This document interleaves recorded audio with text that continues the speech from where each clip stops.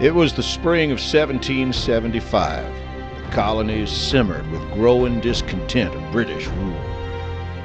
That May, a meeting of militia officers was held that would become the subject of legend and give America its first Declaration of Independence.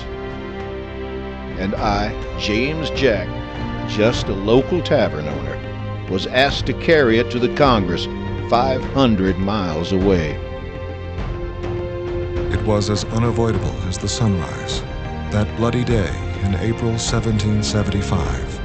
"The British are coming," Revere had said over and over, as he raced from hamlet to hamlet, farm to farm. And coming they were, by the hundreds. It was the shot heard round the world, and whoever fired it changed the course of American history. The roar of muskets in Lexington echoed like thunder across the colonies. To Philadelphia, to Baltimore, to Charlotte. In Charlotte, 26 local militia leaders were meeting in a log courthouse at the corner of Trade and Tryon Streets. The meeting had been called to adopt measures to extricate themselves from British imposition and tyranny. And then news of the shot heard round the world reached Charlottetown. It was Friday, May 19th. "To all friends of American liberty, they fired without any provocation and killed 6 men and wounded 4 others. I've spoken with several who have seen the dead and wounded. We felt and smelt the blood and carnage of Lexington," said John McKennett Alexander, "which raised all the passions into fury and revenge." Lexington was the immediate cause of abjuring Great Britain on May 19, 1775. We would no longer be ruled by foreign kings. We resolved to be free and independent. After debating all night on May 20th, 1775, those brave citizens put their intentions in writing, a Declaration of Independence, the first in the colonies. The vote was unanimous. "We hereby absolve ourselves from all allegiance to the British Crown.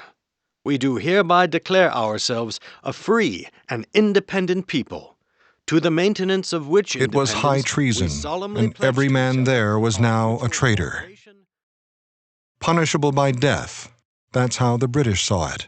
The resolves of the Committee of Mecklenburg surpass all the horrid and treasonable publications that the inflammatory spirits of this continent have yet produced."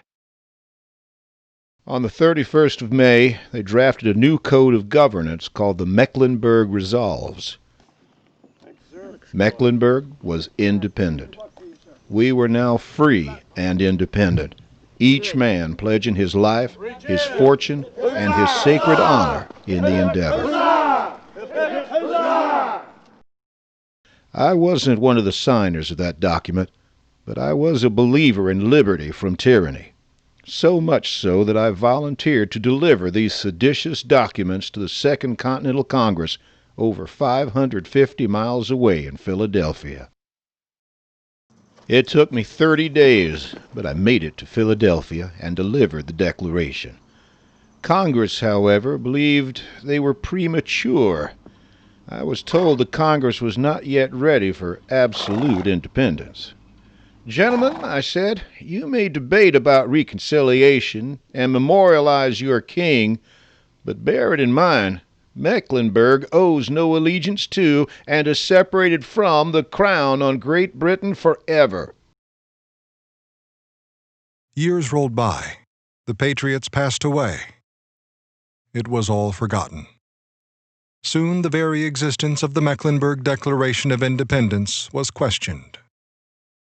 John Adams believed that it did.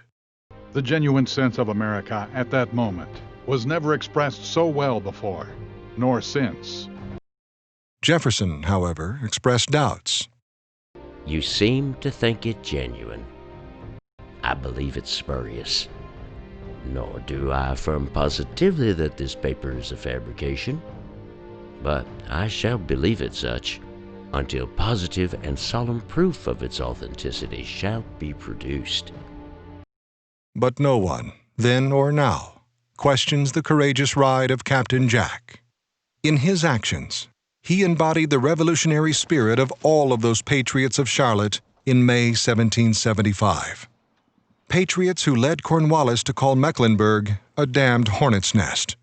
A spirit of courage, a spirit of freedom, the Spirit of Mecklenburg. Created by acclaimed sculptor Chas Fagan, will serve as an icon that at last ties revolutionary Charlotte to Boston, Philadelphia, and Yorktown. Commissioned by the May 20th Society, the likeness of Captain Jack and his horse resides on the trail of history at the Little Sugar Creek Greenway. We selected Captain Jack as the embodiment of this patriotic mission, not only because he carried the most treasonable documents to Philadelphia, but in his courage and fortitude, he embodied the best of old Charlotte, the Spirit of Mecklenburg, past and future.